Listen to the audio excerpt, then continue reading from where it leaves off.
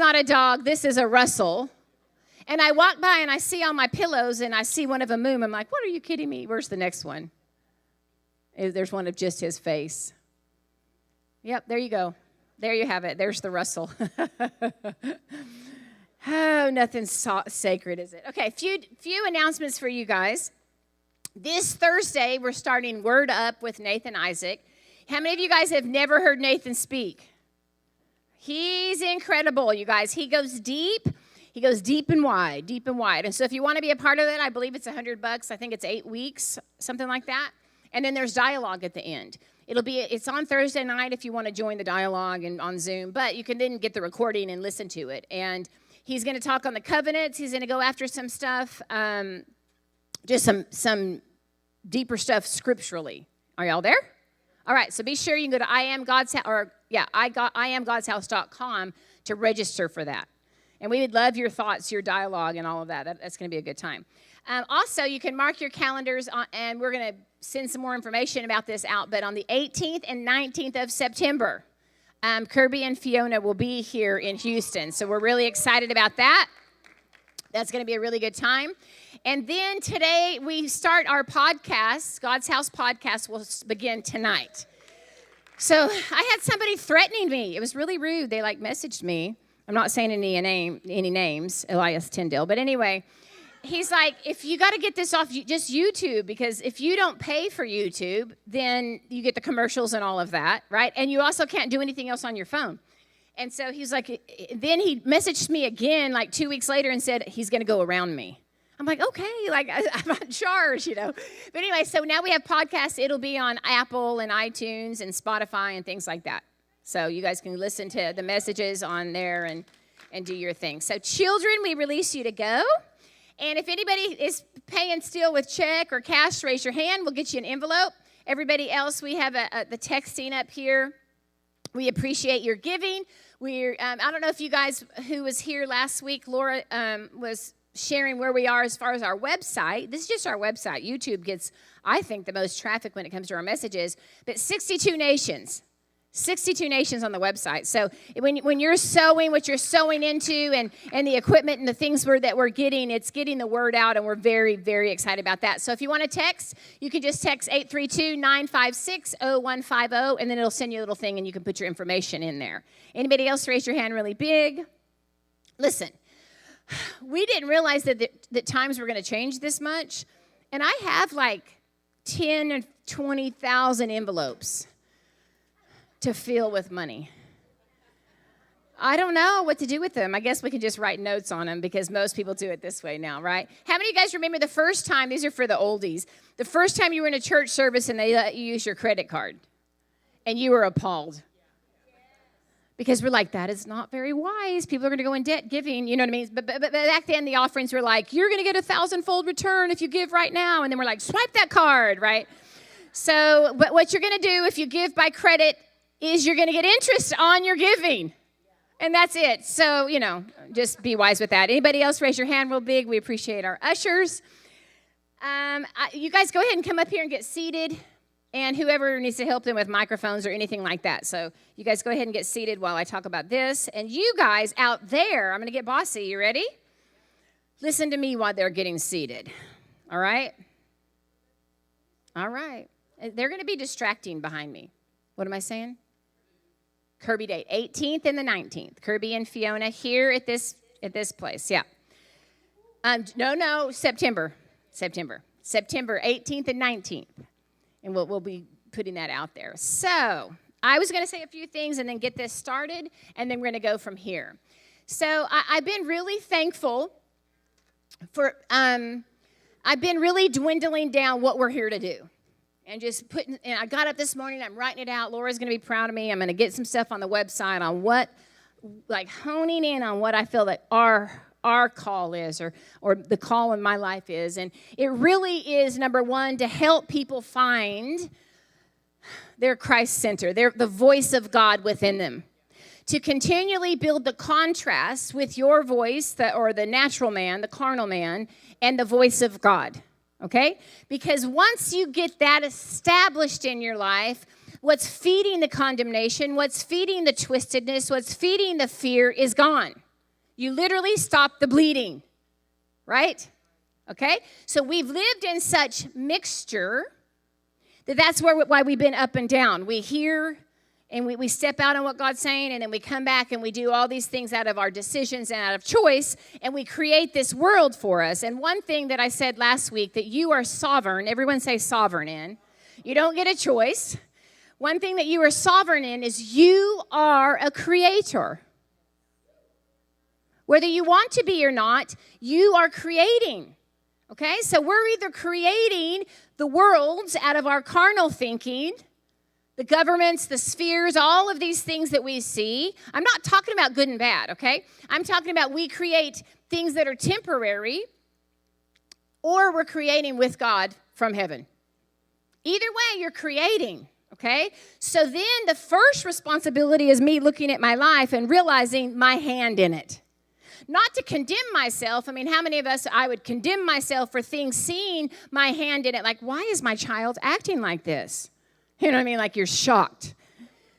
What? You know, you're homeschooling, and you're doing everything, that you're pulling them away from everything, and then they still are acting like that, and you have to go, oh, well, maybe I'm taking part.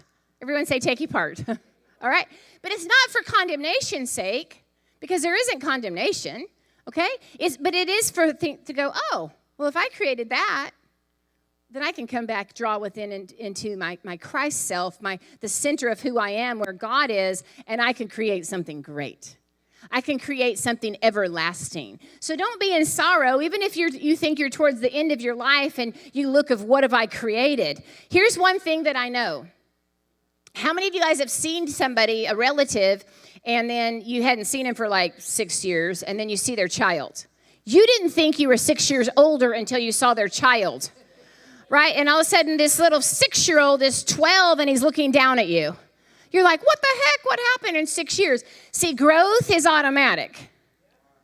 I know we all taught that coffee would stunt your growth, but that was a fallacy. That was when my mom wouldn't let us have coffee when we were kids. How many of you guys were not allowed to have coffee when you were kids, you know? Growth is automatic, and your spirit growth is automatic, and it's God's deal. Your carnal man, listen, I know you're going to say, oh, duh, we know this. But we obviously don't, because we keep trying to grow our spirit by our carnal man. Thought will not grow your spirit. You can walk into somebody's house and they can have all the degrees and all the theological and eschatology and all of these things, cross their T's, dot their I's, and be little bitty people in the spirit. I'm not saying all of you guys that just got insulted out there. Or you can have somebody that knows nothing. They had one page of scripture torn out because it's illegal in their country, and they folded it up and they'd read it at night, and they could be giants in the spirit and not know the verbiage. You got your verbiage wrong. We got to get our verbiage right. I'm going to hit on that for a while, so get used to that. Because all separation comes from the carnal man. Okay, so let's look at this really quick, and then we're going to go. So as you guys know, we had the two trees represent thought. When the fruit is consumed, the fruit is thought that's consumed. It's considered the source. So your whole life is your life experiences are going to be determined on the source that you live by. Either by knowledge, which you're constantly making decisions between good and evil. Okay, you're weighing everything out. You're crossing your T's. You're dotting your I's. Got it? Or you're going to live from source, from life, the abundant life, which is the voice. We said this. It's either the voice within you, or you're going to constantly live out of choice. All right? Choice. Jesus did not live out of choice. Once he suffered, it said he suffered in Hebrews, because once he learned obedience, then he became the perfect for salvation. He was perfected. Okay, the suffering was in the ego self, in the natural self, in the opinion, in the thought. Once he got that, once that part was done, it was easy for him. He didn't have to respond to anyone but the Father's voice. So all hell's breaking loose, and he would be like, oh, he could be in peace. They're going to throw him off a cliff, and he moves through the crowd. right? He was not in conflict like that, okay? So you are a creator. You are sovereign in the fact that you're creating. Everything in your life experience is determined by the source that you live by, okay? So this, if we learn to live by this voice within us, that's why we're shifting when we sing, because you can sing all of the songs about the God in the sky and remain helpless. It's amazing to me. I'm not criticizing anybody, but you see people that have lived in such defeat and they love the God in the sky so much. And you just want to hug them up and be, you know what I mean? Like the empowerment of who they are. So once we learn to live by the voice, it's all love. Here, it's all fear. So I was talking to someone this morning, and they were they were throwing some of this message out there, and the person says, so are you saying? So that's what fear sounds like. Are you saying? And it's in my mind. Are they saying?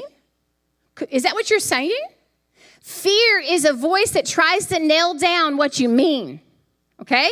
But when you're living by love, when you're living by God's love, agape love, you just draw within, no matter what that person is saying, and you hear in peace. They do not have to cross their T's and dot their I's. They can use words that don't make sense to you, but you're discerning. God did not speak English. Or Jesus did not speak English, right? Okay, so here, once we learn to live from here, guys, this is what I'm going to promise you. And if you learn to live from heaven, from the God within you, I'm going to promise you, number one, you will live in complete bliss. No matter what's going on in your life, you're going to have a steady stream of pleasure and bliss in the Father's presence. You will live in an atmosphere that's no turmoil. Nothing can touch you on the inside. So when I start experiencing turmoil, when you guys don't see me for a few days, I come back into a place. I usually shut myself up until I get back to this space. Okay? So Eden means pleasure. Eden is the garden of God. I believe Eden is Christ. I believe Eden is man and God. The garden of God within us, heaven and earth within us, okay? So, and then it's unlimited. So we're in this process. Unlimited peace, unlimited joy. It does not matter what's going on all around you. You have access to this inside of you. Okay, so this is the Christ's mind. I know you guys, we're just going over this, all right? This is the Christ's mind. And this is your carnal mind. Everyone say, stop the bleeding. Okay, so last thing I'm going to say, last little bit. I am not here, it does not interest me in the least, to have a microphone, have a little bit of influence, and help people have a good life. I know I'm a jerk, whatever. I don't wake up going, oh, I just want them to have a better life, even my kids. Right? When I got pregnant with children, I was like, God, I want them to know two things. I encountered a God that transformed my life, and I was never the same.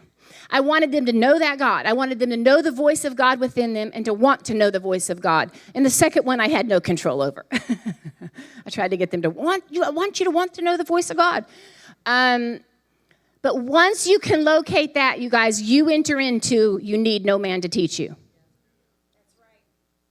That's the maturity, okay? So even when people are talking or you're reading a book, it's not to teach you. It's when you position yourself from spirit, from Christ's mind, it unveils what you already know. You'll begin to see the growth that you did not know because it wasn't your deal, guys. You did not vote on it. God planted the incorruptible seed of heaven within you. Now he wants to mature that seed, and we've made it really hard for him.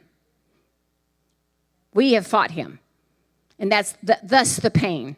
The pain in my walk is me fighting against the process of God maturing me in Christ. All right, you guys ready? Okay, let's do this. Are we good? Do we need to do anything, Xavier? Okay, here we go. I'm going to let you start us out, Alex. You can stand up if you want to. All right, or you can sit down. Can I go down there? Yeah, okay, I'll put it. Is that fine? Xavier, do you have the pictures that I sent you this morning? Okay. Oh. Wait, bring it back. Yeah, you can set it to the side. That's fine. I just want to set my notebook on it.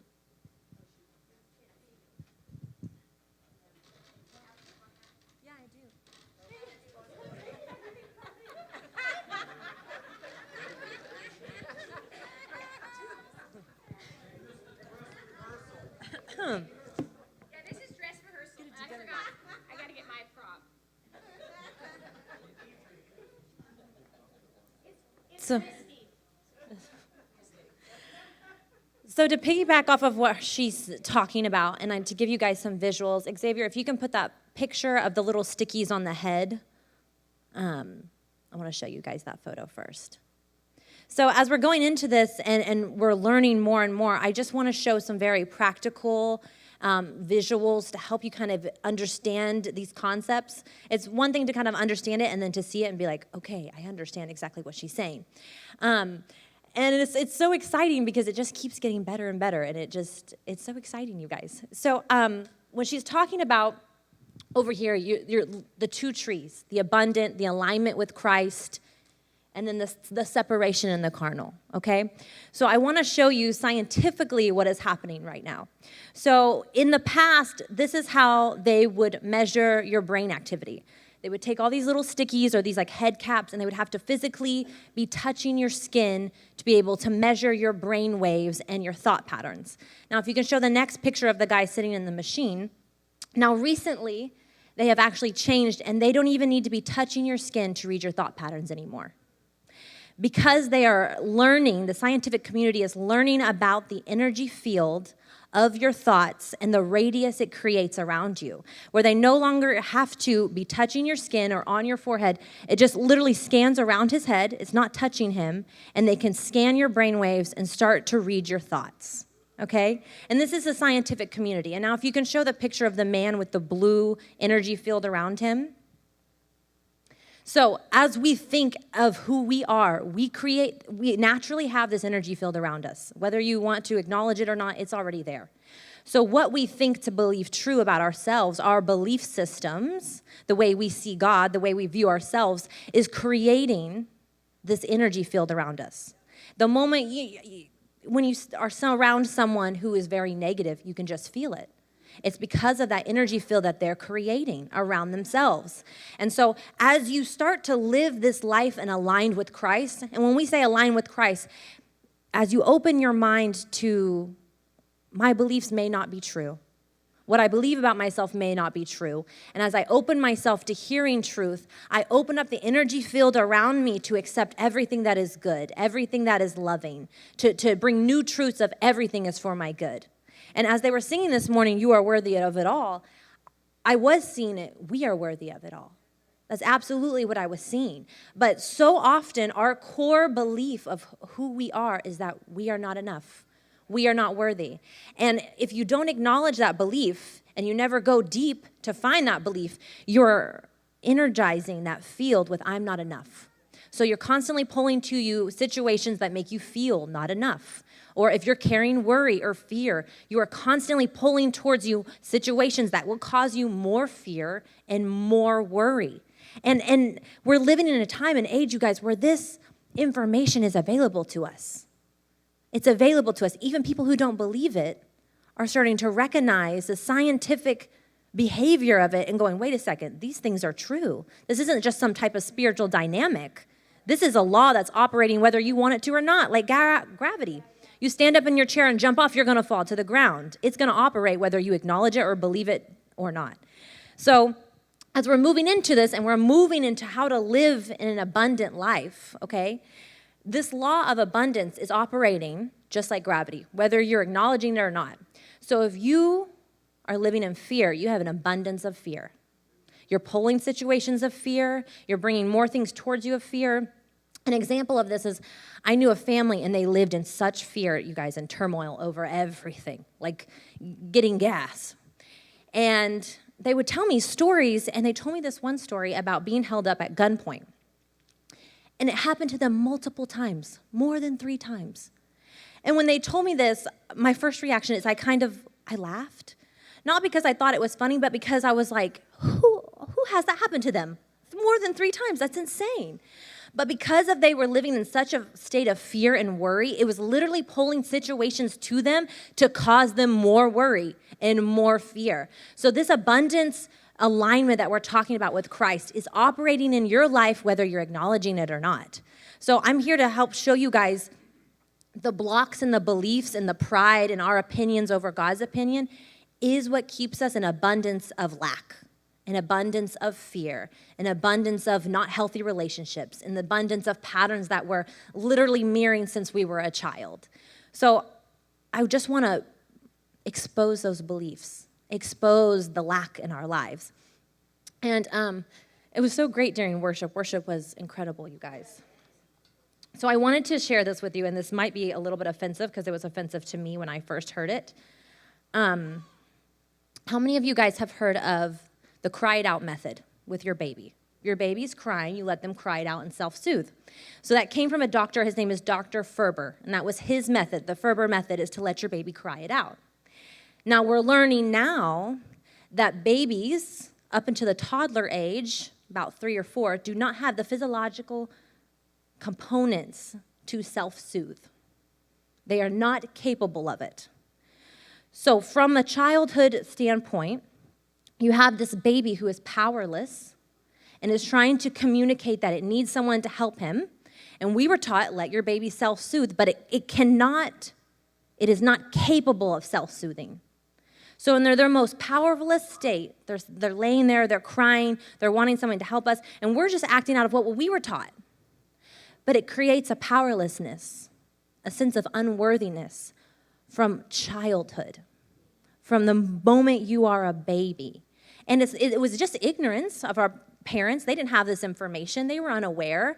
They were taught this method, and now we're learning that method is literally from the moment you're a baby, you are feeling not enough and unworthy because no one is there to help you when you need it the most because you're the most powerless you'll ever be at that age. When I heard that, it blew my mind. And this lady went on to say it is one of the worst methods that has ever been preached as accurate, ever, because it has so affected the way we see ourselves from the moment we're born, from the moment of a child. And so when I started to see this, I started to go, okay, these things were taught to us, and we didn't know any better because it was just ignorance. We didn't have the knowledge we do now. But so many of us, our core belief is not enough, is not worthy. And as we believe that, our energy field pulls that back into us, situations where we're not worthy, we're not enough. And ultimately, that belief comes down to how you believe about God. He's not enough for me. He's unworthy. I'm unworthy in his sight.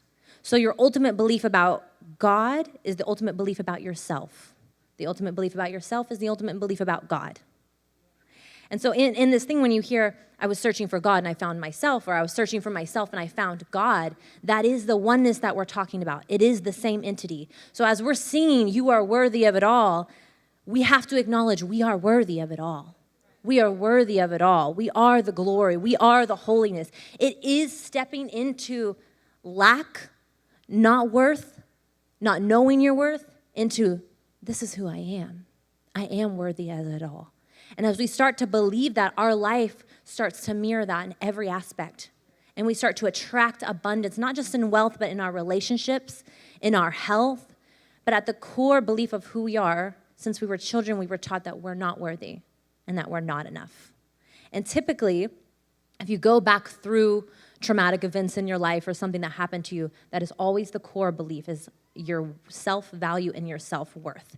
Now, the reason there is a war on that, and the reason that these methods were taught, was to keep you in a state of separation. Because as a baby, you're needing something, and all of a sudden you recognize it is separate from you, and it is the first sign of separation, and you experienced it as a baby. And so it's ingrained in you that everything that you need is on the outside of you and is separate from who you are. And to break down these mindsets and move into this, nothing is separate from me. I am worthy of it all because he is worthy of it all. It is all oneness. As you start to live in that belief, and it's challenging because there will be situations that challenge that to see if you know, to see if you understand, are you worthy? Are you worthy in this situation? Are you worthy when this person's yelling at you? Are you worthy when this person's angry? Are you worthy when you're angry? And then all it is stepping back into this acknowledgement of, no, I am worthy of it all because he's worthy of it all. And I choose to change the belief systems that were taught to me out of ignorance because we have the knowledge to change. And that is the change from carnal mind into wholeness, into oneness. And so as we begin to do this, it's just acknowledging those beliefs. They're small beliefs. They're little things. They're little things that affected you. And I was sharing this actually with Lucas earlier. When I wanted to say kindergarten, I automatically operated from a place of just self-assurance. I was very self-confident as a child. And the way it affected other people was it brought rejection to me.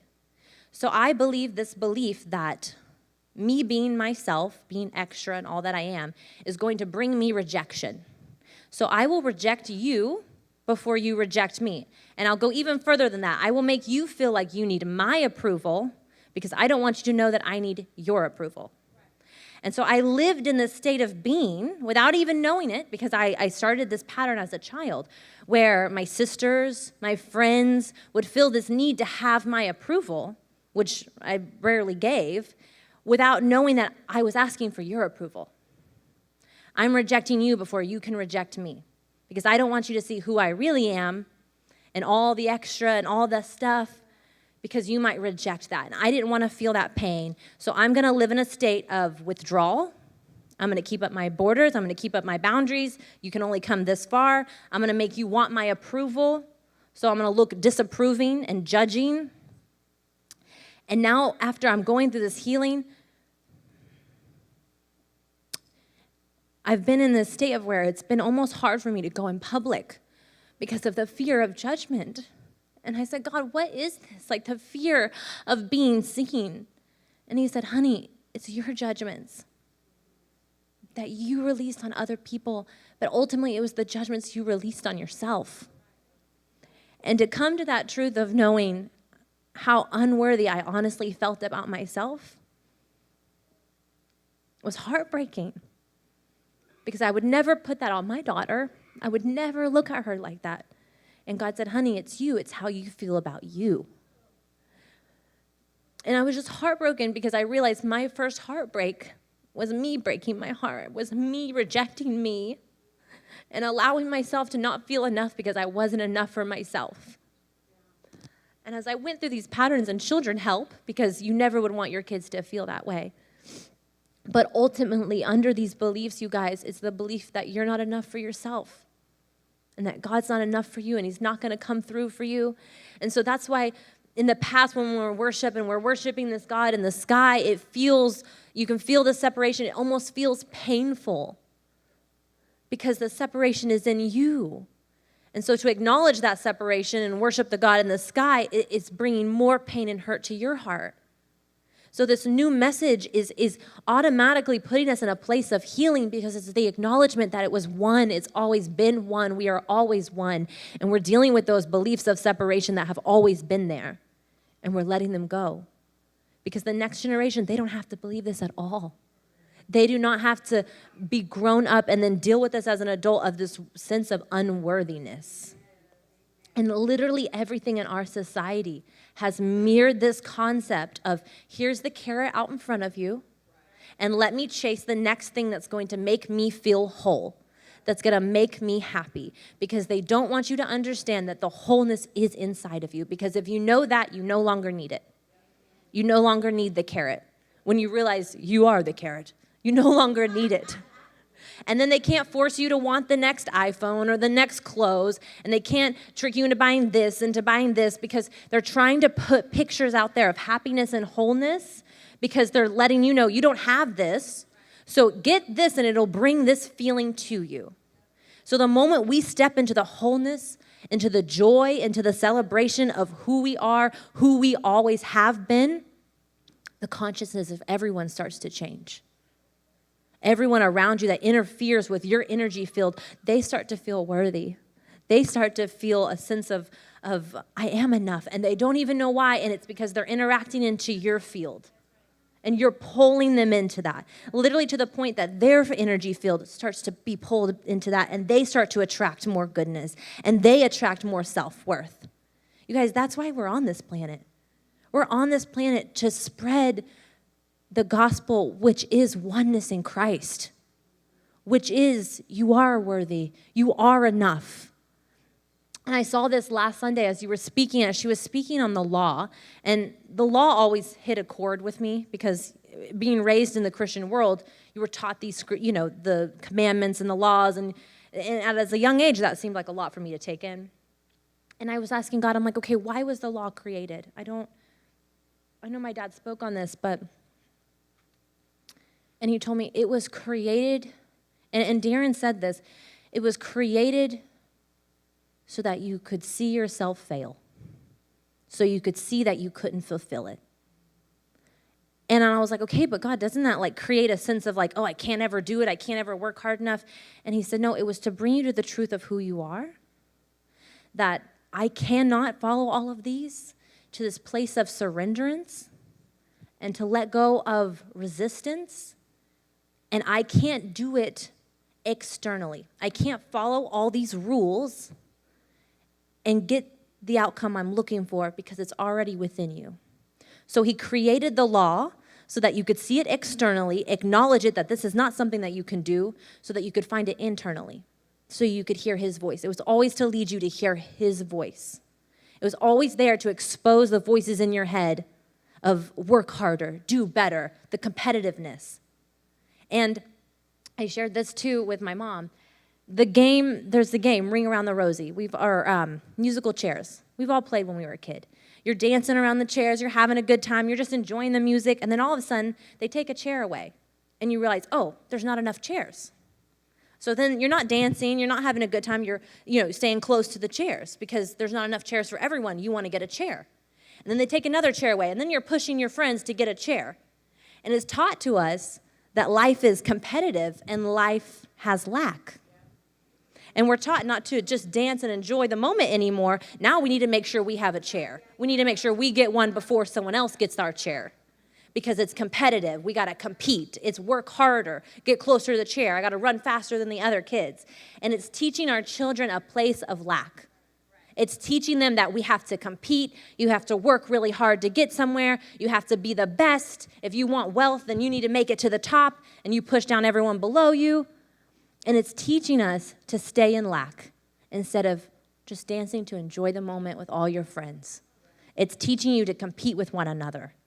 And it's the true beliefs as children that we need to compete and that life only has a certain amount and there's not enough for everyone. So I got to get what I can get and I got to fight for it. When in reality, that is a lie. Everything about that is absolutely 100% a lie. On this planet, we have enough to sustain everyone. The problem is distribution. The problem is hoarding.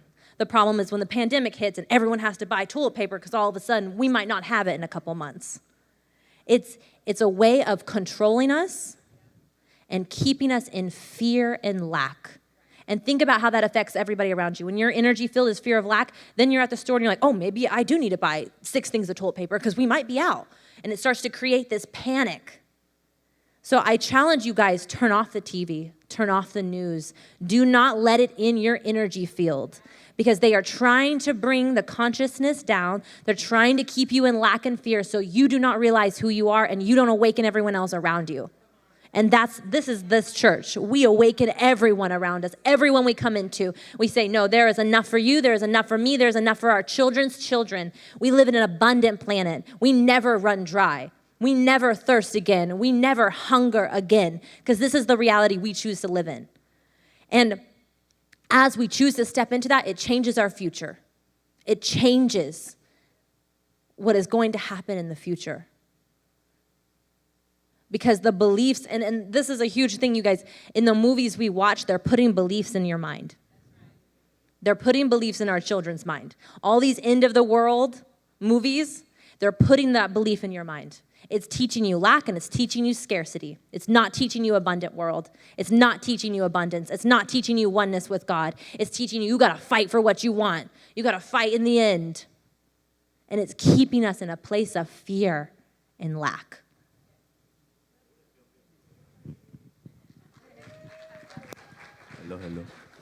Hello. I want to jump real quick with this whole situation with competition. I heard it from Sheila first, and I was just a little iffy about it. I'm like, I like to compete. I like to self-improve, be the best version of myself. And I came to realize, okay, what does that really mean? And of course, this is going to be even more far-fetched, that it took me to the question, what's the meaning of life? And I'm like, okay, God, what do you want me to show me? What do you want me to see in that situation? What do you want me to get from these words? Because every word that I hear from people that I admire and I'm leaning towards, it's life. So I'm not gonna negate it. I'm gonna pursue it. And I'm gonna yield.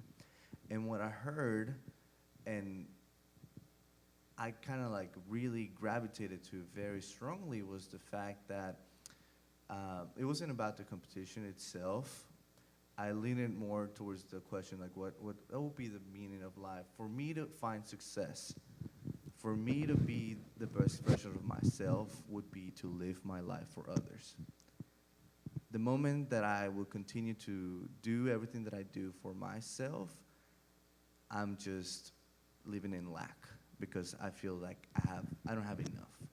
But the moment that I'm living for others is the moment that I realize that I am the abundance of God, the abundance of Christ.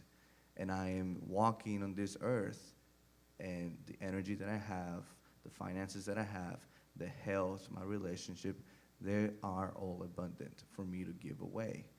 And I remember having a conversation. I don't want to say names, but it came towards that because what was being discussed is, why are we here on earth? And the topic was, well, to manifest as sons.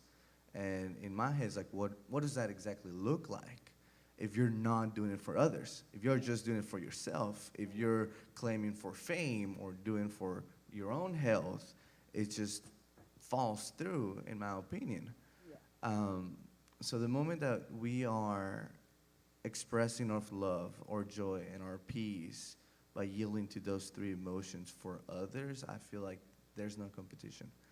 There's no need for us to try to gravitate what others have and try to take away or push them down.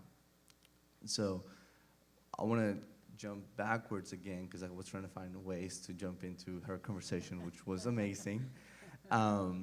When it was about the kids not knowing how to self-soothe, how to find that, because it's just not in the physiology. And I just came back from a kids camp, and this kids camp, it's very special because it's for foster kids, and foster kids, they usually jump from home to home, from home. They don't have luggages. They have a trash bag where they have all their belongings, and they have no home. They don't have love. They don't have peace. They don't have joy. They are in the fight or flight mentality at all times. And it breaks my heart because then these kids don't know any better. These kids may turn out to be different in the future, but it wasn't their choice to be there. And I don't want to be focusing on the negative side. I want to focus more on the positive side of what this camp did to the kids. Not only to the kids, but to myself, because of that self-enlightenment and revelation that I got through experiencing love, unconditional love through those kids, which came to see from day one to the last day that their life was completely changed. Because those kids were being unconditionally loved. They were being accepted, even by making mistakes. They were being themselves, and they weren't being judged.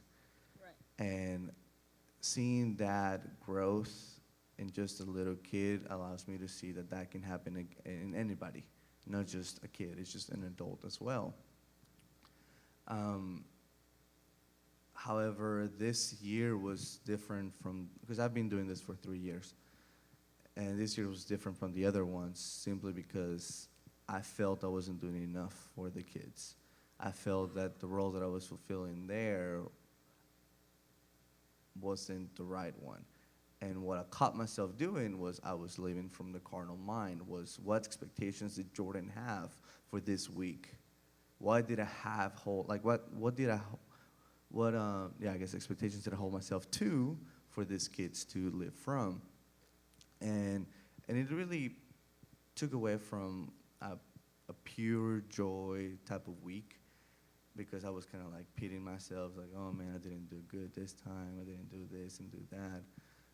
But then I came to realize, once I yield and shift that mindset, instead of being in the carnal, in the natural of like what I feel, what I see, what I smell, what I see in those kids, like they're like in other campers, like counselors. We call ourselves cousins, because these kids have a lot of counselors, so we don't want to.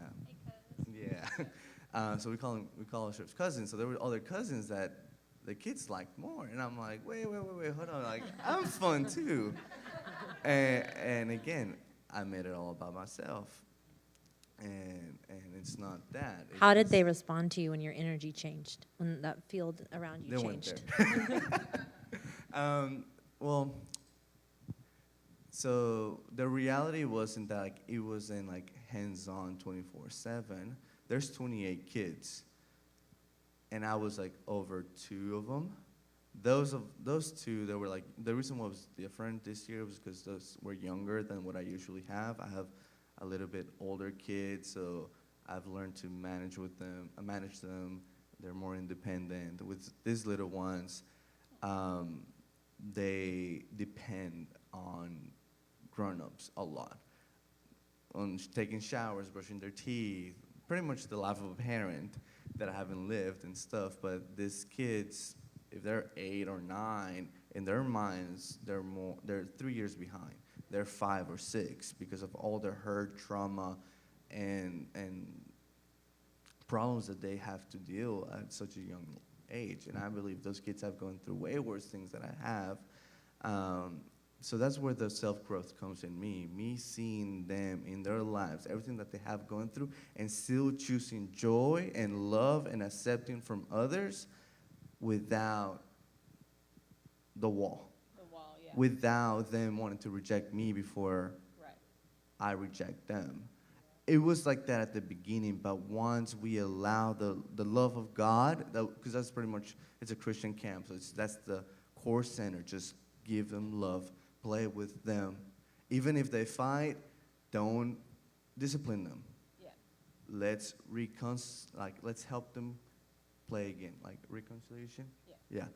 And it was truly beautiful, because you see the innocence of what pure joy and love really means within a kid. That's what being childlike, not childish, childlike.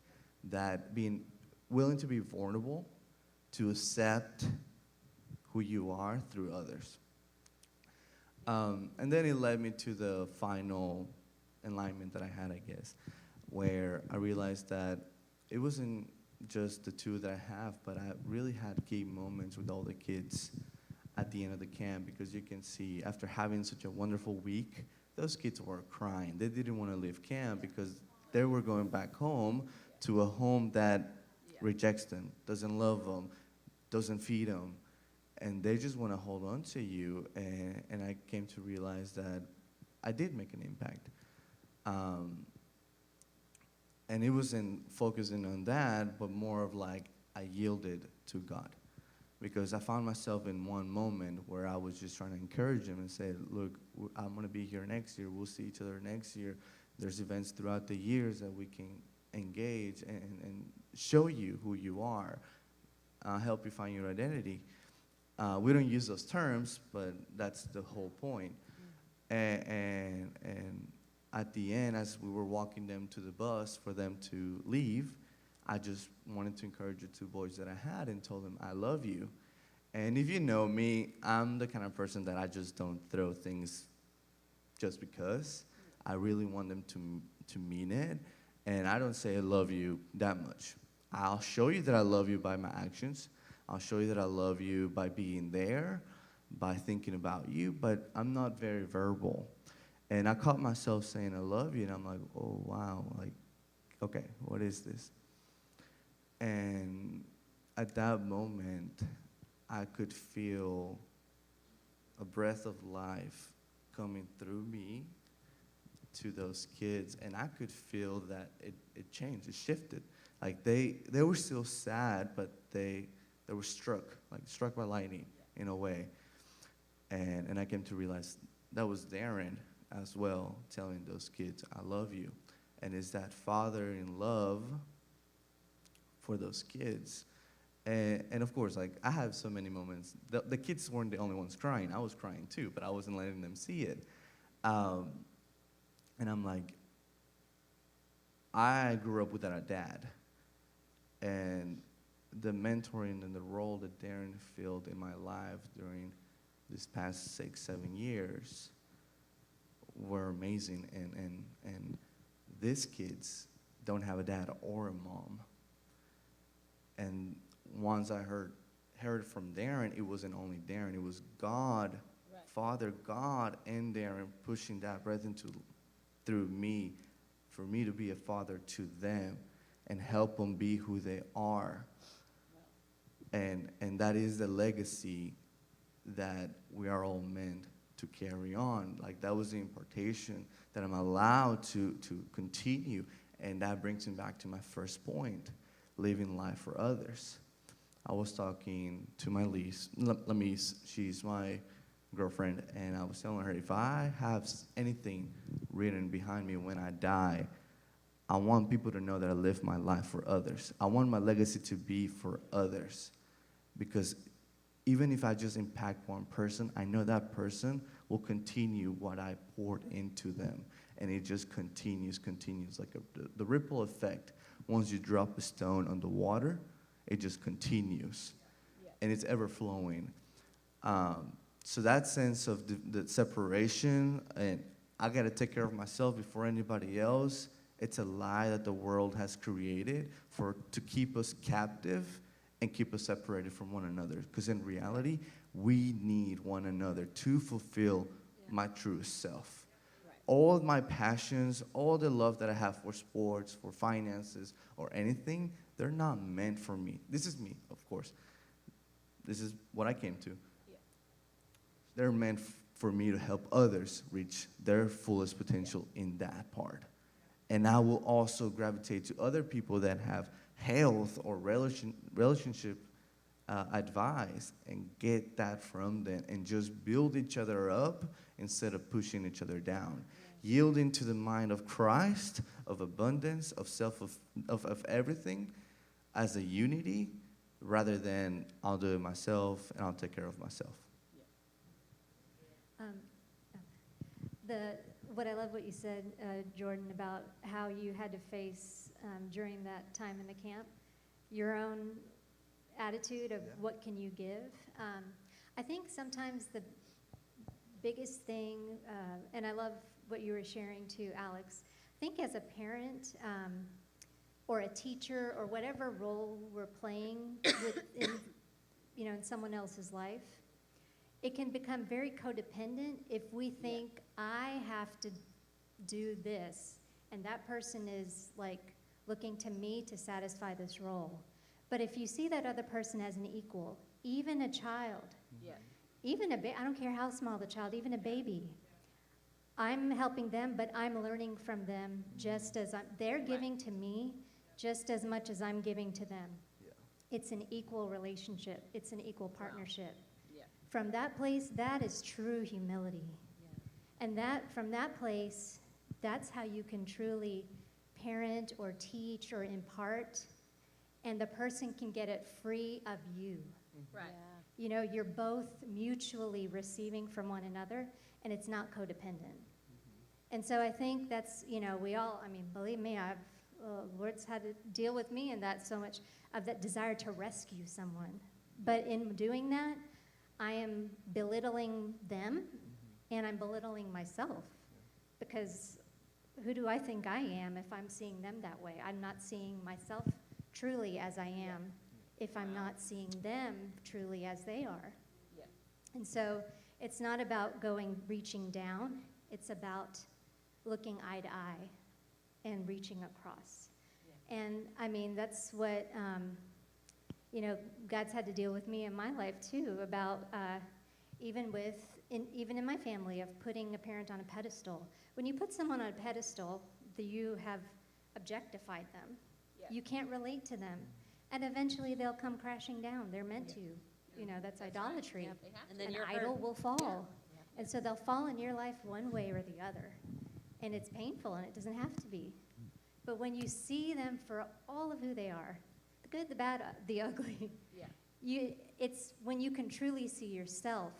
And so I loved what you were sharing about yourself. It's when we can truly see all of that, when I can truly see all of that in me and not judge it and be okay with it and embrace it, then I can see it in someone that I have lifted up and say, oh, no, and that's how we can truly then relate and really experience that oneness, And one other thing I just wanted to share with when Alex was saying about that, the crying out method.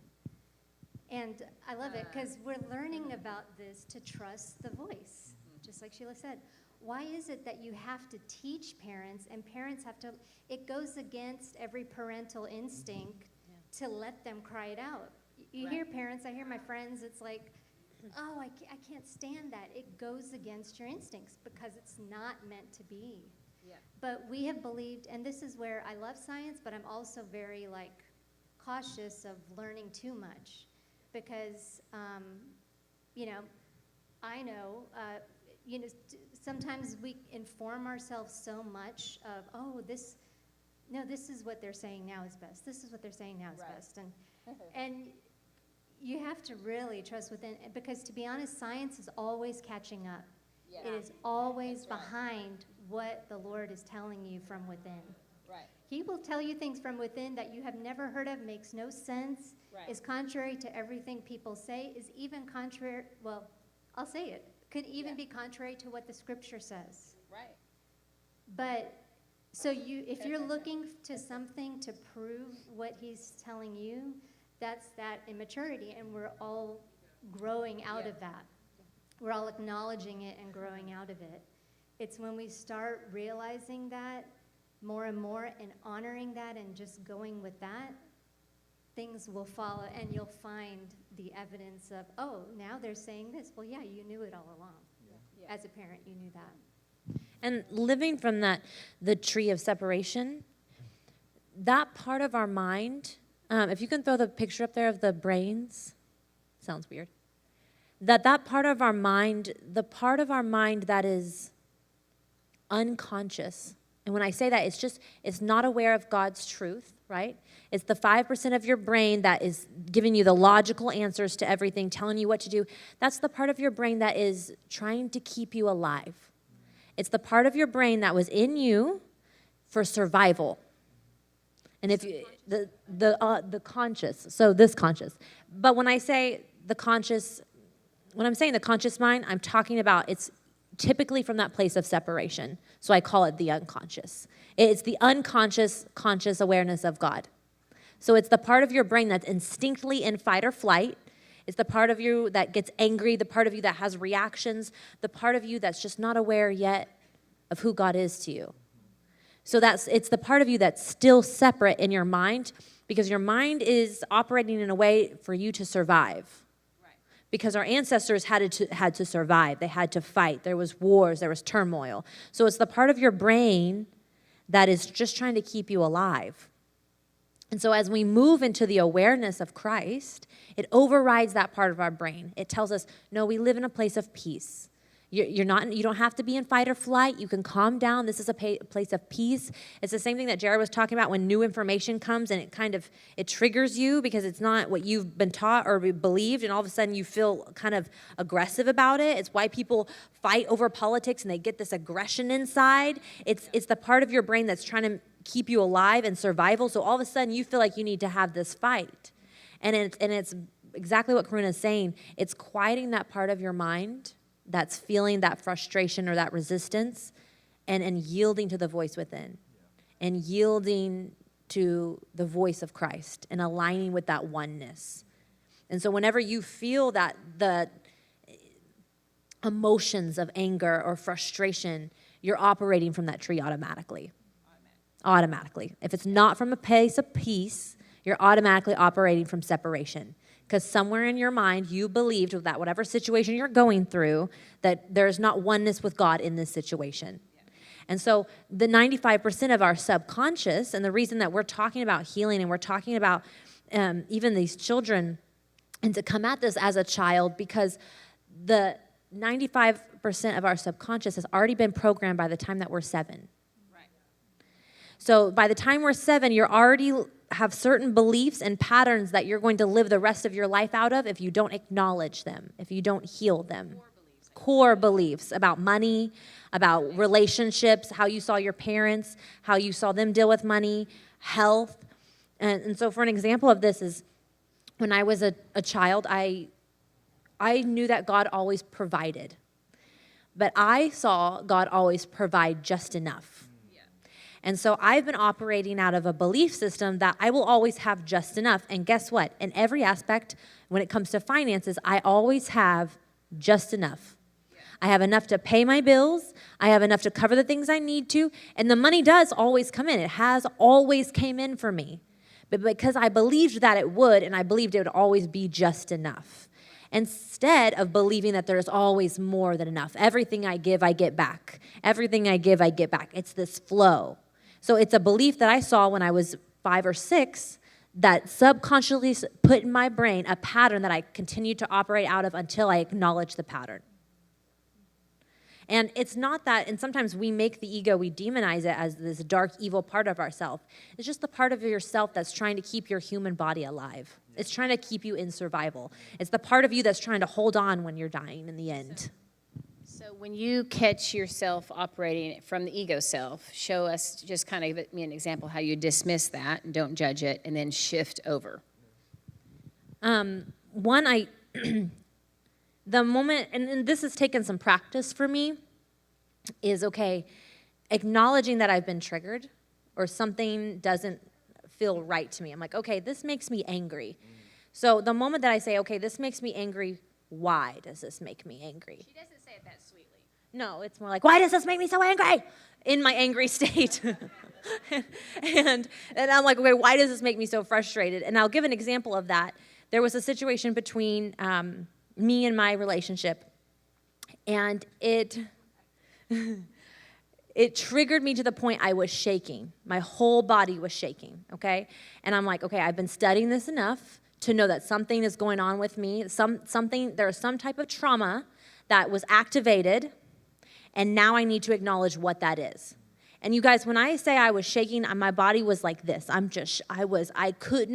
felt like I had no control. So I went and I laid down in the bed, and I usually put music on, meditation music. I'll put speaking on, anything that's putting back into myself that is replacing the emotions that I'm going through.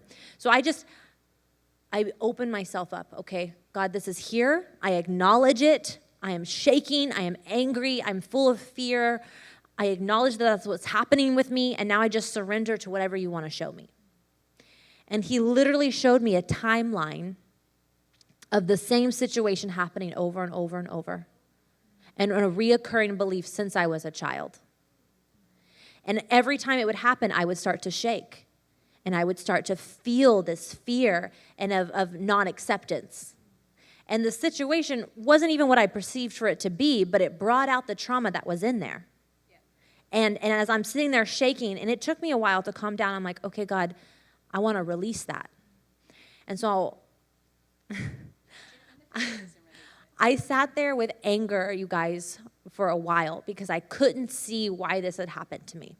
I said, I don't understand what role it's played in my life. It makes me so angry that it's hurt me this bad. And I sat there with the anger, and I sat there with the anger, and I sat there with the anger. And it was like wrestling with myself, and I just sat there with the anger, and I'm like, no, but I'm angry about it. I'm angry that I felt this rejection. I'm angry that they hurt me in this way. I just was angry. And finally, this was... God said, without this pattern, Joni would have never been born.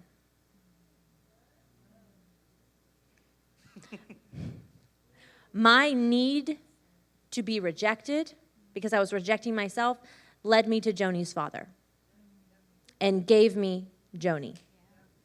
And he said, don't you dare say, That's right. Yeah. Don't judge it. don't you dare say that it wasn't worth it. That's right. Because if you say that something in your life wasn't worth bringing to you to who you are, then you're disclaiming your daughter. And you're saying she's not worth it. And you're putting your self-worth and lack of self-worth on her. And when I could see the other side, I was so thankful that it happened to me. And I said, thank you. Thank you for the rejection. Thank you for the hurt.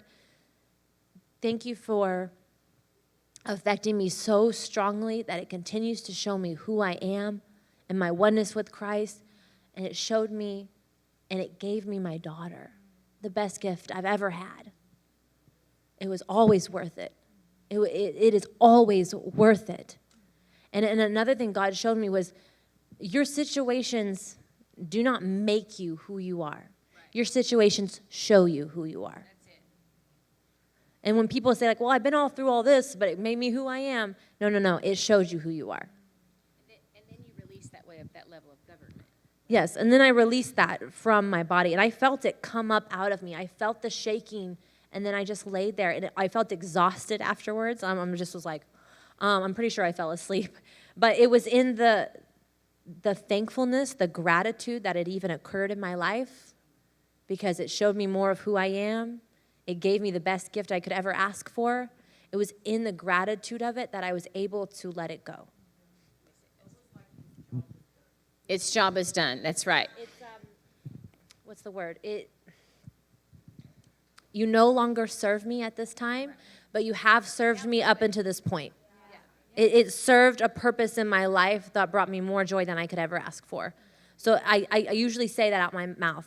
You no longer serve me, but thank you for your service. Yeah. And that sounds super weird, but I'm telling you, if you thank it, it will release from your body. Right. It'll release from your being. Because all judgment comes from the carnal side of us, always separating good and evil, okay? But the carnal man, your natural man, is good and evil. It's both. So he said that Jesus didn't come into the world to judge the world, but to release the world of its sin, of all its error. Okay, so that's what we do in my world, in my earth, when I see my error and my patterns. Some of us have really hurt people in our patterns of anger, right? But when I see it, it's like you can picture an old pair of shoes that don't fit you any longer. I needed you at the time. You protected me at times. We set a lot of things in motion, and now I released you to go. And you literally, that's what spiritual growth is. You outgrow your carnal man. You outgrow your carnal mind. So the knowledge isn't evil. Like, thank God if you're cutting me open and giving me heart surgery that you have a little bit of knowledge, right? But ultimately, a spirit man operates only by what they say Father do, and you will outgrow that knowledge. It succeeds it.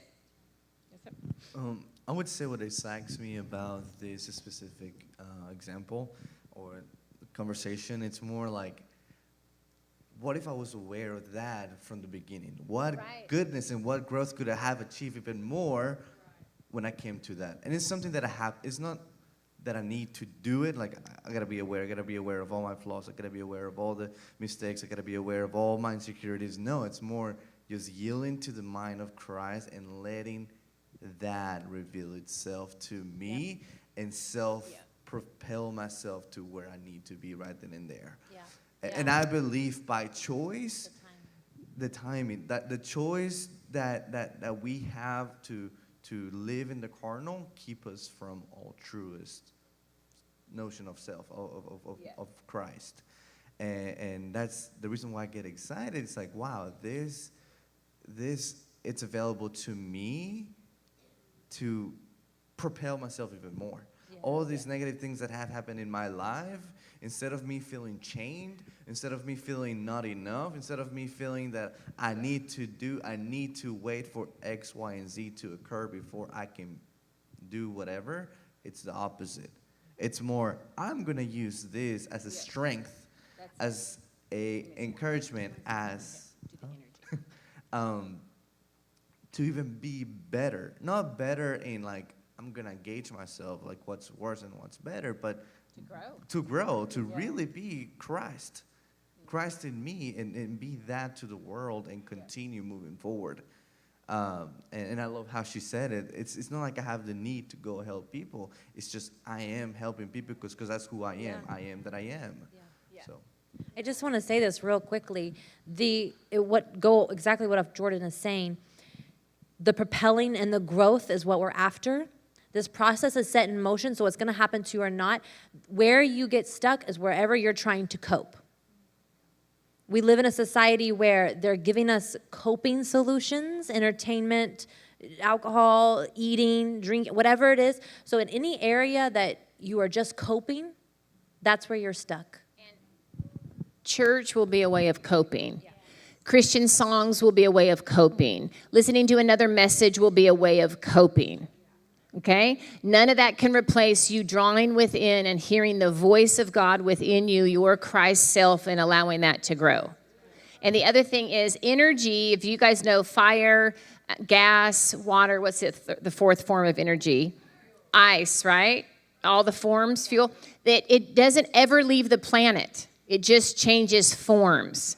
So when we're talking about dark energy, so the negative things that you've done in your life that's released energy, we're talking about the energetic field, it released things that hurt people, mindsets. Once you see it, it's not like you if you reject it, you keep it in the darkness. But we are redeemers, we are kings and priests. You actually look at the patterns, you look at the energy, what was released in your life, and like Jordan said, you use it for fuel now and you turn it into good. It becomes energy of God. He's here to redeem everything. Does that make sense? One of the things I love that Alex said when she experienced that is she sat with it. And one of the things that God's been teaching me for years, because when I was young, I had very deep emotions. And, in my family, my culture, we don't really necessarily know how to deal with that. And so I internalized something at a young age that my deep emotions are dangerous or scary or, they're wrong. And so I became a thinker. But the truth is I'm a feeler. Yeah, I mean, we all are. We're both, But I started living out of my head and would just dismiss all those emotions until probably 10 years ago I was part of a group, and it was basically kind of like group therapy. I had a mentor. And we were learning to, so I was going into those past experiences and in that safe place, like realizing, whoa, this is what I had believed. And now I'm able to sit with my emotions. A lot of people say, let's give them space, give this person space.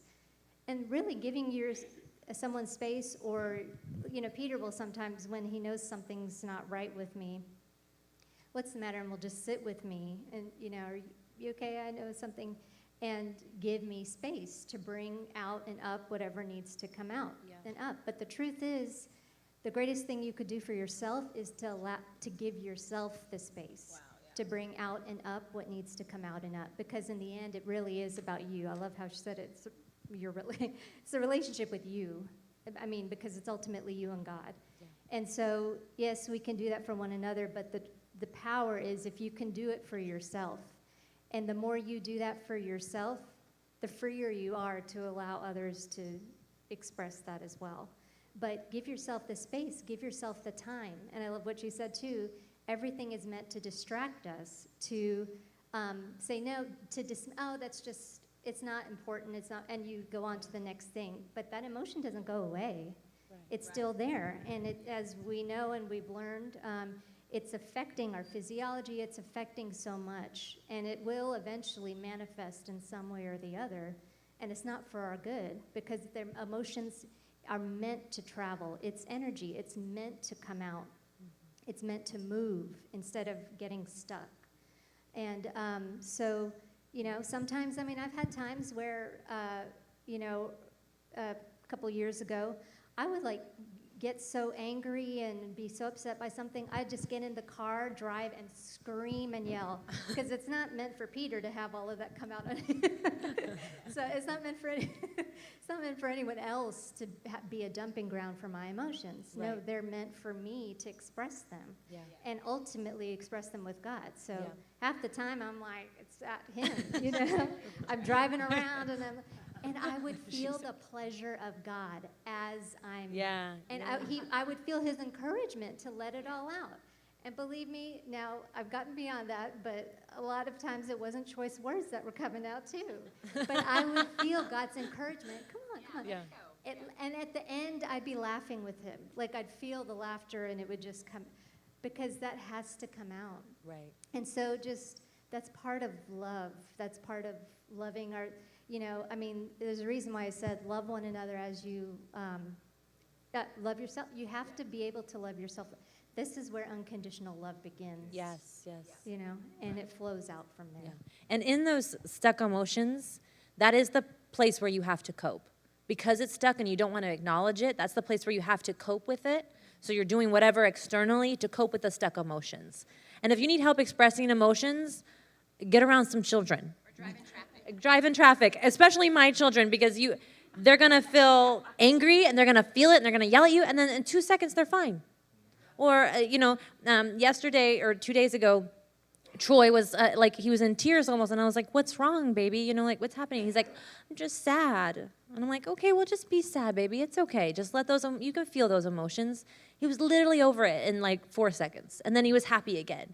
But as children, you don't know any better, so you just allow yourself to feel whatever it is that you're feeling in that moment, and that releases it from your body. And as adults, we're told, shove those feelings down, and then you get stuck, and then you're trying to cope with the fact that you can't let them out. And then they come out anyways in ugly ways, and you're like, well, crap, that's coming out anyways. And it's coming out in anger and aggression, but really it's just pent-up emotions that you weren't allowing yourself to feel and deal with, and now you're having to try to cover it up, and you can't, so it's coming out in anger. Yeah. When it might be an emotion, typically anger is an emotion from fear. So when you're in these situations, picture yourself like a child. Let it just wash over you. Yes, I'm afraid. What I'm afraid of is this. And then say it out your mouth. When I was laying there shaking, I was like, yes, I'm afraid. I am afraid that I'm not enough. That is my fear, because I haven't been for myself. And also, all those emotions get built up in your body. They get stored in there. And then you eventually begin to feel them in a way or another. And that's where your body weakens. That's where your body ages. That's where your body begins to decay in a way, because it's all negative energy. It's energy, but it's all negative. So at the moment that we allow it to glow or convert it into something different, instead of making it the fear into anger, we make fear into, positive, and joy. Because okay, I feel fearful. However, what am I leeching on that is making me fearful, that I will let it go and find the joy inside of me? And I think that's just so key, to learn how to let go of all those emotions that are just being built up inside of us, and in a way keeping us from our truest self. And anger, to help move some emotions, exactly what he's saying, I'll go work out when I'm feeling angry. And in that, the emotions of working it through my body while I'm working out, I start to come to realizations, okay, this is why I'm angry. This is what I'm hurting over. This is the truth of the situation. So if you're sitting there and you're feeling it, do something. Do something with it. Go for a walk. Make some movement. Give your mind something, the ability to move it through your body, and then understand it and have the capability to go, okay, this is what's happening. Because just what he was saying, those strong emotions is still a very strong energy. So if you can take that anger and you can fuel it to go, okay, I'm so angry, but I'm going to deal with this childhood stuff, And then you get into this place of that aggression and anger turns into really heavy love, really heavy acceptance, really heavy just weeping on the floor because you just needed to. And you needed to let it go. And in that release, you just feel the peace come over you. And then you'll that peace of God. You're aligning with Christ when you release it from you. As long as you hold on to it, it's bringing you death. And I read this the other day. Men die from heart disease. Between men and women, men are typically the gender who die from heart disease. It's the number 2 killer in the United States. And it's typically because men do not express emotions. So they've been taught to be a man, to be strong. You push it down. Your father's taught you how to be tough, how to be strong. And it literally kills you. It stops your heart. So literally all these sicknesses that are happening in our bodies are pent up emotions that we have not allowed ourselves to express. Think about the heart. You're not allowing yourself to feel things because that's not what men do. That's not how you were taught. You be tough. But you're killing yourself. Yeah. You're causing disease. Yeah.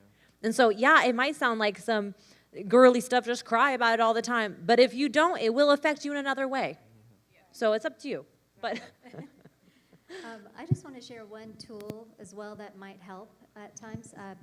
There's this book, Aaron, I'm sure you've read this more, The Artist's Way, that was written for artists or creatives. But one of the tools she put in this book is awesome for anyone. If you're, let's say, you're feeling emotions or you're feeling stuff, but you don't know or you have too much in your head, too much in your headspace. You can't get still. You can't get quiet. Something's bothering you, but you can't access it. You have no idea what it is.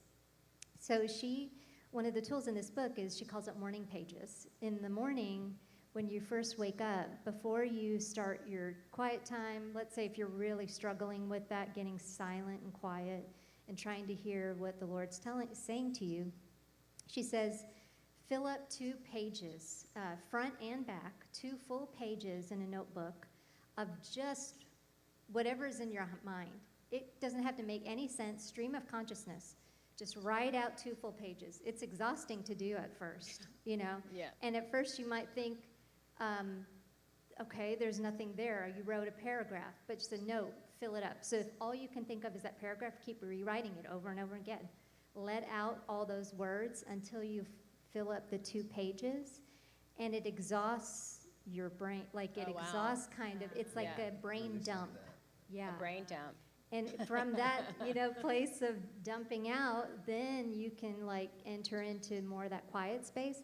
And in that quiet space, all of a sudden things will pop up and you'll find the reason of what's happening to you. But sometimes it is really hard when we're in the midst of it and there's so much noise to access that. So that's one way you can do it. I used to do that every morning. Now I'm at a point where, and all these are tools initially, but then you become so used to it, you just know what you need at the time you need it. They're habits. They become habits. Right. Yeah. So back in the day, it was taught that if you emptied your mind in meditation, it would get filled with demons. And we were we were taught so much about demons. We've done it all. Carried them in the hallway, the people, like 30 people in the hallway manifesting. And they were like, oh, we don't have to do it this way. And we would change, right? But you guys, it's exactly the opposite. It's finding a place of stillness, like she's saying, and that's where you're going to find the voice. And I'm not talking about, now remember, I'm not here to help you live a better life. Right. Let someone else do that. Get on YouTube. You guys, tons of books. That's not what I'm here to do, okay? I'm here to help you find your truest self, which is the voice of God within you. So that simple thing that she's saying, to write it out or to turn your TV off or to get into a place of silence, okay? It's for you to find the voice of God that's already in you. All of heaven is already in you. All the answers you need, you're already carrying it. There is a space within you that you need no man to teach you. Okay? The reason we got so mad at the last pastor or the politician or our parent when they gave their opinion is you thought it took from you. But the truth is, what anyone else believes, what anyone else says can never take from you, because you already have all of God within you. Okay? So when we're talking about that when somebody wins and that means somebody loses, that's from this world. We all win. Darren used to say all the time, I'm God's favorite. And then he'd say, and so are you. We cannot really release the love of God that brings healing to the earth until we first receive it for ourselves.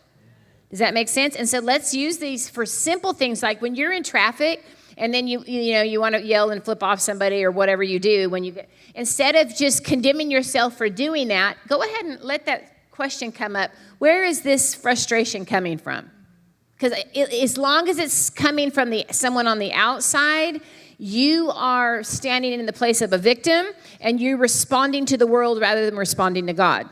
Remember, I'm not suggesting you do this, but 3 weeks ago when we went to the church picnic and I ran into a lady, it was $6,500 worth of damage, okay? But the good news is I couldn't find any anxiousness. I literally got in a car wreck, and I got out. We ended up ministering to the lady. She thanked me a few times. The woman went to the doctor and had to get her car fixed, and she's thanking us, right? My point to you is once you find that place of peace, it's about governing. It's about hearing God's voice, and then everything you do, you can begin to create from heaven in your relationships, in your job, and the reason you're here, and where you live, and everything that you do. Does that make sense? So that's the empowerment, guys. We have been trained to sit and listen to somebody else tell us truth, and because we're living from the knowledge tree, then we decide if it's truth or not. And then when it doesn't work, it's not truth, and when it does work, it does truth. And so when I got back after Darren transitioned, I told you we are not going to live off of experience, and now I have a new truth. God is a healer, period. God only heals, period. Okay, no matter what my experience was, I'm not going to let my life experiences, no matter how drastic they are, change the truth of who God is. All right, and thus your core belief system. I don't know what time it is, but if anyone has a question, we'll take 2 questions. If anybody has a question for somebody up here, go ahead and raise your hand up real quick, and I'll help you out. Come up here, Charles. Anybody else? We'll take one more if anybody else wants to do a question. We'll see how this works when we watch it on video. All right, here you go. And your question is for? All of you, actually. Okay. This is just, I was thinking of our consciousness when we are talking to somebody and we have, I'm sorry, I don't mean to.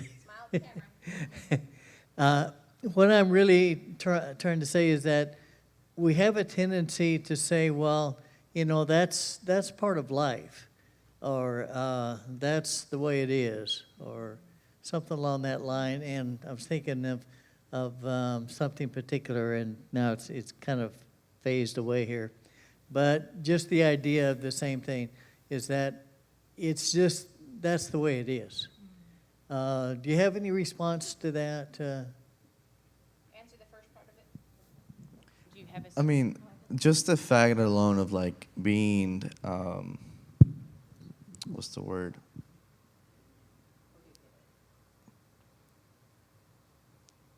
I lost the word.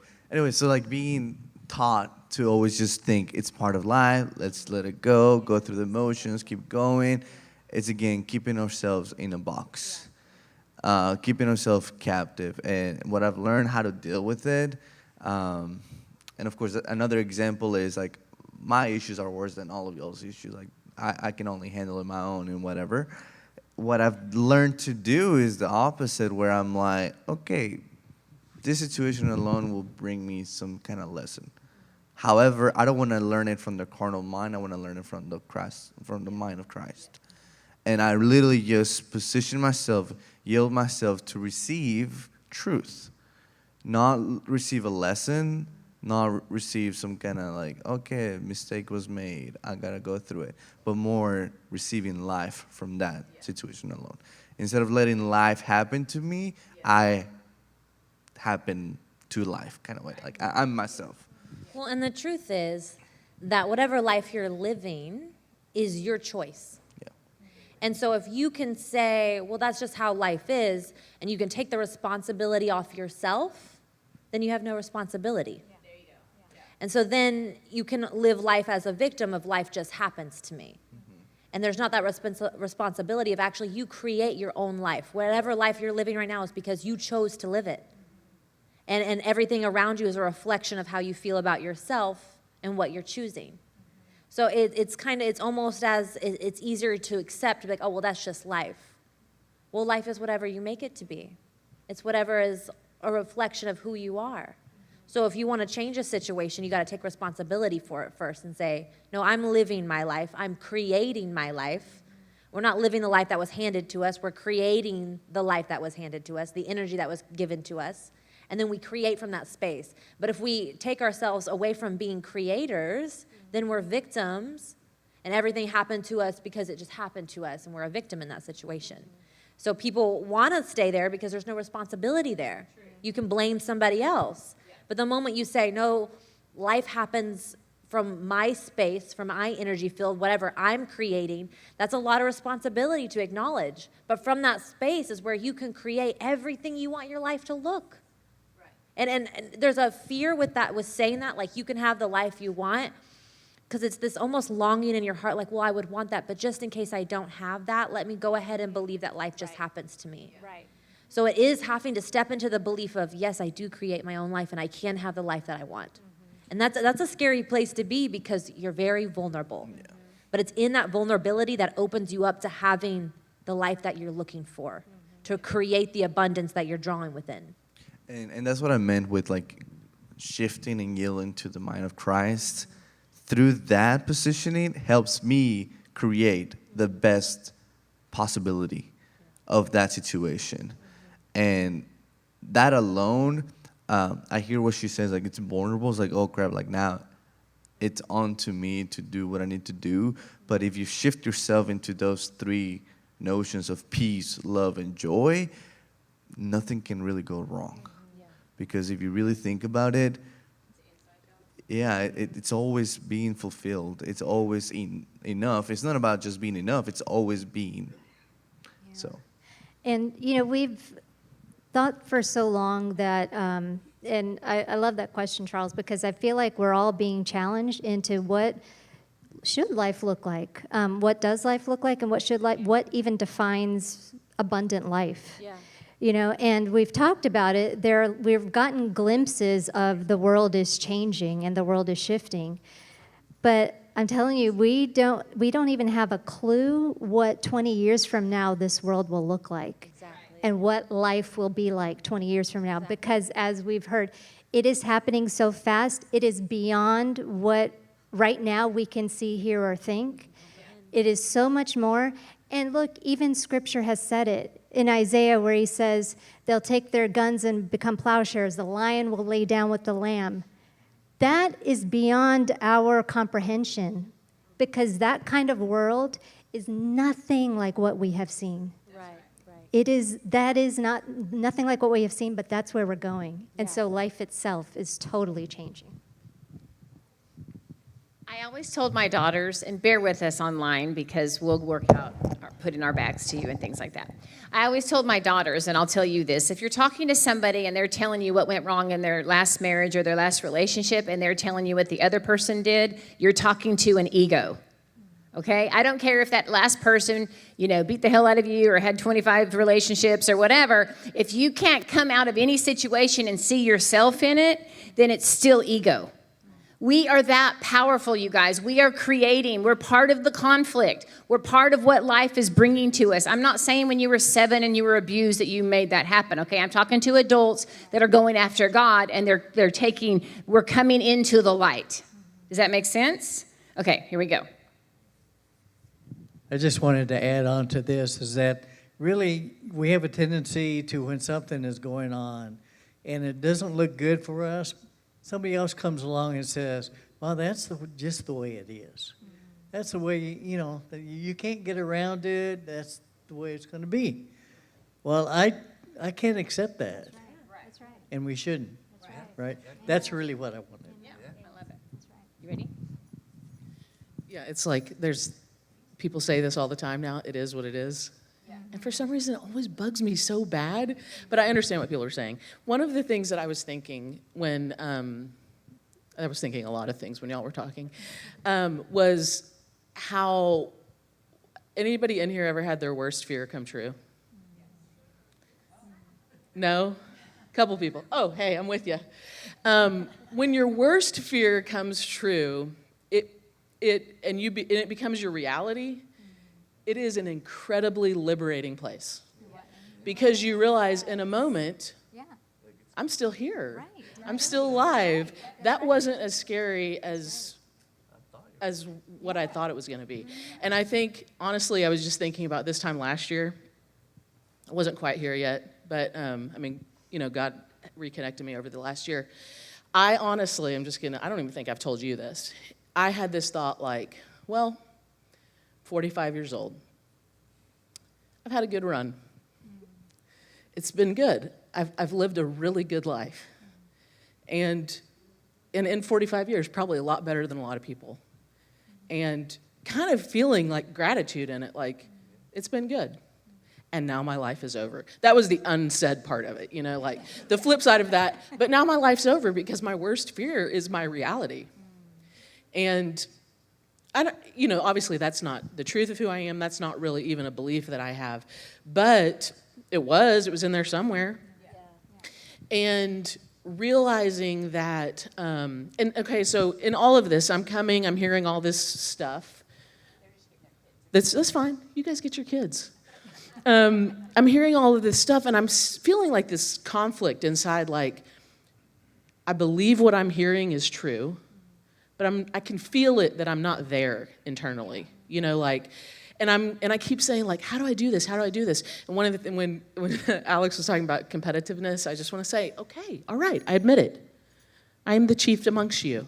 I tell Samuel, my 14-year-old, I'm like, he's anything we want to do, I'm like, it's fine, but you know that I'm going to win. I'm a winner, So I was a little convicted when I was hearing you say that. But I do, it's like a very well-developed part of me. Like, I feel like I'm a hard worker. I can do this. I can figure it out. Some of that belief system is I am my only resource. That is obviously a lie. But it's well-developed in my life. I know how to work hard. I know how to dig in. I know how to grit it out. And so I am thinking, as I'm hearing all this stuff, I am going to connect the dots. I'm like, okay, Sheila's saying something, you guys are saying something that I haven't heard before, and I'm going to apply all of that tenacity and grit and hard work to that thing. And I'm going to be like, oh, I am going to, work the heck out of this new revelation, right? Because that's, who I am. And to be honest, those are parts of myself that I kind of appreciate, right? And so Sheila keeps saying, and you're not even saying it to me, I'm just hearing you say it, you can't operate from the same spirit that you were, though. And I'm like, what does that mean? And I will say this, I can wrestle deeply, but then there can be a moment where it's like, got it. And I think it's really what you're saying, this difference between the carnal, the two trees. And so the last wake that I was at, or whatever, the recent one, you guys were, the people that were here, you were watching it happen. I was processing it in real time. I didn't really know what was happening. But I just got connected to that place of the truth of who I am, the deepest, deepest place of me is love. And because there might be some of you that are like, well, how do we do this? Because I was feeling that a lot. I get it intellectually, but how? And I'm still a little bit is it this easy?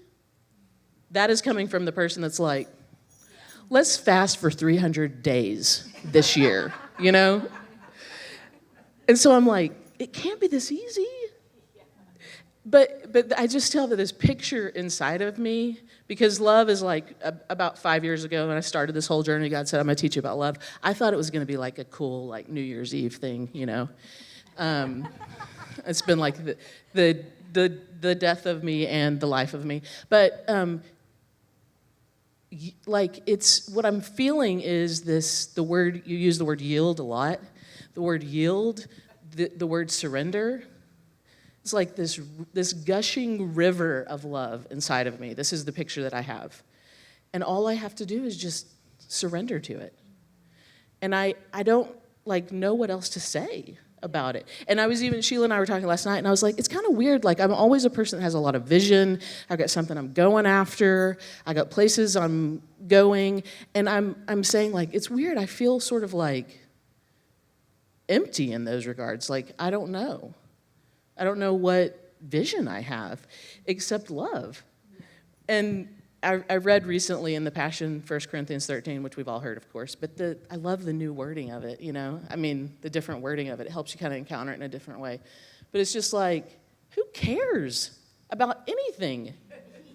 Essentially, if we don't have love, what does anything else matter? And I'm like, okay, well, maybe that's my vision. But I'm not fighting it out. I'm not fighting for it. It's something I already have, and I'm just just surrendering to it. I'm just yielding to it. And when there are still things that come up where I'm like, ugh, and I just I have this picture of like these just obstacles that sort of like come up in the river and sort of like divert the river or like stop it or whatever. And it's like, all I have to do is just yield. Is it that easy? Wow. In our being creators, and we're so powerful, we created all the conflict. So you can look at yourself in the mirror and say, you're creating all the conflict. You can throw your arms up and flow in the river. Real quick, two truths that I feel have been the most profound truths in my life is nothing matters. Just every little situation that happens, nothing matters. It's all about love. And also, everything I have ever believed is not true. I wrote that down. I was like, everything I've believed is some type of perception, Right. and is not the truth. That's and when it. I could acknowledge the fact that I do not know what the truth There is, you but go. I'm open to let it flow through me. I'm open for it Yep. to be neutral in a place of neutrality where I'm just enjoying the ride. Enjoy, yeah. Those two truths for me were like very profound. So you guys do understand, and we're ending, but you do understand how offensive it is when Karuna said it doesn't, what you're hearing from God doesn't have to line up with Scripture. Just be offended, because Jesus did things that did not line up with Scripture thus far. Right? And so the thing is, what we want to do is empower people to trust the voice. After you locate that voice, trust it. And whenever you fall on your face, get back up, go back to that place of peace, and trust again. Right? That's the journey. And we want to create a space where it's okay when we mess up, because you're going to. Because we know so little. You guys, we know so little. And people that are trying to nail us down, are you saying, I don't even know what I'm saying. All I know is God is good. He is the agape nature of love. It's beyond this earth. It only gives. It has no condition. And I'm here to know him in all things. I mean, what a ride. Brittany. I know we're wrapping up. So the thing that I came up and wanted to share is, Alex, when you were speaking, so much of what you're saying resonates with me really deeply. And I was triggered in a really big way this past weekend. And it's gotten to that place where I was not able to kind of self-soothe myself or get myself out of the trigger. I'm like, I have tools, I have things that I know how to do, but I was really in a place where I was like, my mind was just going nuts. And I'm like, oh my gosh, what do I do? And so I got in my car and I screamed at the top of my lungs to where like it scares me. Like I have to scream because I just feel like I can't do this. I can't do this thing. It's too much. And what I want to say about all that, what I want to share with you guys is that what I'm realizing is that like that whole taking responsibility for the way that your life looks, like that's a big pill to swallow. It is massive, and it's a realization that I had a few years ago, but it doesn't mean that I've gotten to the place where I've like perfected that or being like, oh, I can accept that my life looks exactly the way that it is at 32 and everything's just ideal and perfect and I'm creating the mess that my life is. Like, I don't want to accept that sometimes. I just don't. And so when I get to the point where I'm really triggered and like in this place, like it's so, I just blame, right? I want to blame things on the outside, mostly my parents. And so it's just awesome. And my poor parents. And I wanted to say around that is that I am realizing that I really need to be gentle with myself. And I really need to get to that spot where even when I'm in that place where I'm triggered and I need to have like those emotions that are flowing through, is that like not even perfecting that, not that place of wanting to get it right all the time. And it's, I guess it's just kind of around grace it's such a big pill to swallow. Like what you were saying is like, that's just the way life is. And like, I'm manifesting exactly the way that my life is, and this is the way that it is, and this is the way it looks, but stepping into that sovereignty as a creator and in that power, it's still really hard, you guys. And you think that you're in a place where you've got it down, and then another trigger happens, and then something else happens, and you're like, WTF? Like I thought I had this down. Like, why is this coming up again? And so really, I guess, it's just to like love yourself and to be really, really gentle with yourself through this process because you're doing a good job. That's pretty much it. And I needed to tell myself that too, so thank you. I just wanted to share something super quick. I've heard someone say this recently, and I thought it was really good, is if you're in a place of like despair or fear, or your emotion is really deep and strong, anger, whatever it is, it's sometimes almost impossible to bridge into love from there. And I mean, there are times where you experience it, you let it out, and then you're in just peace and love. But there are other times where you're so deep in it, your mind is so deep in it, it is hard. Being gentle on yourself, take the next smallest step. Can you see hope? You know, maybe you can't live in love right now. You're not in that place. But can you see some hope? And that's where, you know, I love where Scripture over and over it says, remember, remember. Remember the good things. Remember what God has done in the past. Count your blessings, the gratitude, you know. So can you go back to a time when you experienced something that was so powerful and beautiful? Maybe you're not there right now, but remember it. Remember what God did, what you experienced before. Remember the blessing. And in that place, you can maybe bridge into hope, even though you're not living yet in peace or love. So that's kind of being gentle with yourself is instead of getting angry that you're not where you want to be, just maybe that next little step of emotional step to, right, Yeah. right. Yeah. Anybody else up there? Okay, I'll say one more thing. I'm sorry. Okay. Exactly what she's saying is remembering that feeling is when you're dealing with anger, trauma, whatever is happening to you, and you can pull on a memory that triggers an emotional response, you can find that hope and love. It's the emotion of it that will pull you out of it. And so I typically remember a very loving moment with my dad, and just the memory of him fills me with so much love, it pulls me out of it. It shows me the hope that you're talking about. So whatever that memory is for you, let yourself feel that emotion. It's the exchange of a new emotion to release that. Yeah. Because literally, you guys, literally when we judge it, we empower it. And God's not judging you. He's already judged you worthy. You're already deemed worthy. You guys stand up with me. I know we believe it in our minds, but we're going to believe it experientially that he does not see us after our behavior. And we're not going to see ourselves after our behavior. You're going to be able to look in the mirror and see Christ and see only goodness beyond behavior. And we're on a journey. God, I just thank you for everybody in this room. God, I thank you for grace, grace, grace, grace. God, I thank you for that we live here in time and space to walk this out. God, I thank you that we are a people that just operate from the voice of unconditional love, that we give each other space in this transformation.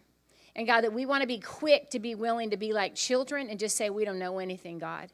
And just even when you get to the end of yourself over and over and over, it's okay.